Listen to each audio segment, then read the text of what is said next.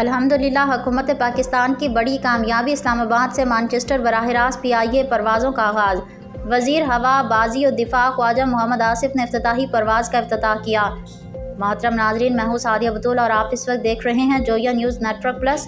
वफाकी वज़ीर दिफा और हवाबाजी ख्वाजा आसिफ ने कहा कि पाकिस्तान इंटरनेशनल एयरलाइन PIA के 5 साल बाद पहली परवाज़ मानचेस्टर रवाना हो गई है। जल्द लंदन और बर्मिंघम के लिए भी परवाज़ें शुरू की जाएंगी, जबकि हुकूमत PIA को मुनाफा बख्श इदारा बनाने के लिए कोशां है।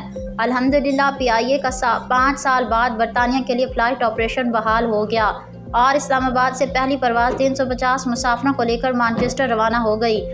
PIA का पाक बरतानिया फ़्लाइट ऑपरेशन बहाल होने पर इस्लामाबाद में खसूसी तकरीब का इनेकाद किया गया, जिसमें वज़ीर हवाबाजी ख्वाजा आसिफ, बरतानवी हाई कमिश्नर, सेक्रेटरी दिफा और दीगर शरीक हुए।